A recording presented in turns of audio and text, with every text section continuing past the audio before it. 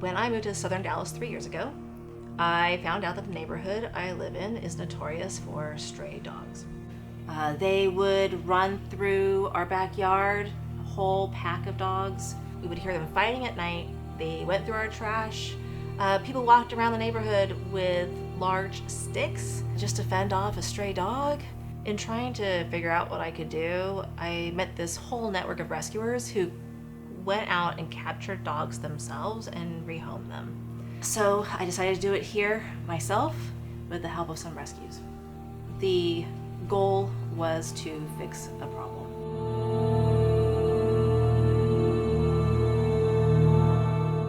The pack was really intimidating.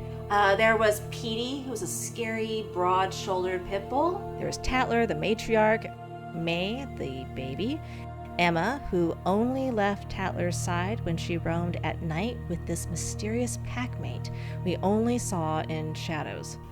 So the first one we caught was May. She was definitely feral. She went from foster to foster because people didn't know what to do with her, and she finally ended up in our home. She spent her first few weeks just staring at the wall. And then only about 24 hours later, in the middle of the night, my husband heard barking and yips of pain, and he ran outside. It was like 2 a.m. It was during a freeze, and he somehow got the dogs to disperse, and they were huge, and he thought the dog that was attacked was like this little tiny, maybe like a poodle or something. So it just seems small in comparison to the other dogs. What he found collapsed on a neighbor's porch was Petey. So we rushed him to the vet, and we found out that along with his recent cuts and bites, he was also riddled with buckshot and had a injured paw and leg that was fairly old. He went to a medical foster after that, and I started feeding the rest of the ferals every day. The goal changed to saving every dog in the pack. They were in an abandoned house about a block away from me. Tattler, Emma, and the mystery dog evaded capture for a long time, over a year. She's right there. She's right there. Hey, sweetie. I caught boyfriends, Petey's successors, many of them, Dale being one of them. By April, it seemed like the girls were simply too smart to capture. Traps, box traps, nets, net guns, treats, slip leashes, everything, nothing worked. In May, Emma suddenly appeared in a trap, and she was tired and hungry and pregnant. So that left Tattler and the mystery dog, which I finally named Ghost. Tattler by now had become an obsession of mine. I spent so many nights in the car waiting for her to finally go into a trap. I hung out with rescuers, standing on top of cars with nets, hiding behind trees, holding the other end of a rope tied to a cage like Wile E. Coyote. Every day, before work, I fed Tattler at the abandoned house. Weekends, we tried to catch her. We got poison ivy. We got bitten by fire ants. We were in storms. We were crawling under houses. We did everything. Nothing worked. And at that point, the goals stopped. Tattler wasn't a problem to fix. She'd become my dog. On my second winter with her, Tattler walked up to me, keeping her distance and begging for food. But she was shaking. She had a visible mass on her backside, and she was pregnant.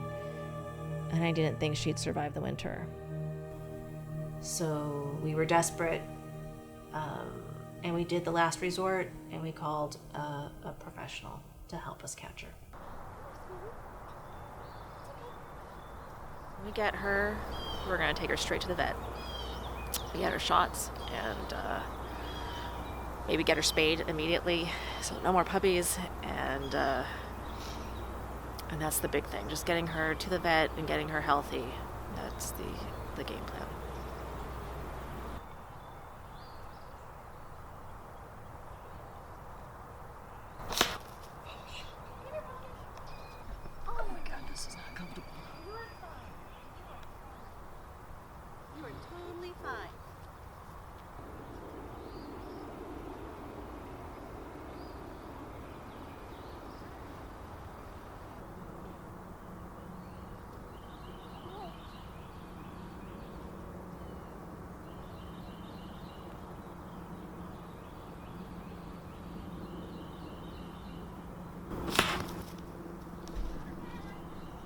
The capture was rough on her.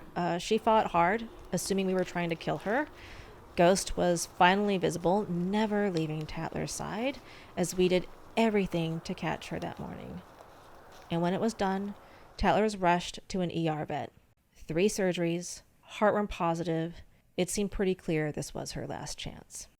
So the rehab was not only really rough on her health, but it was also really rough on her mind.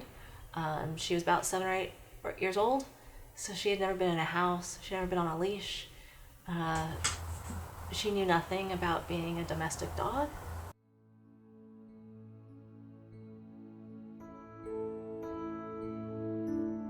At the time of this edit, Tattler has been rehabilitating for 4 months and has been reunited with most of the pack.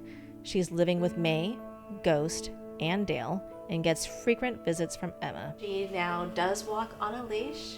She almost trusts people, and she has been inside a house for the first time last night. Now the goal is to love her as long as we can.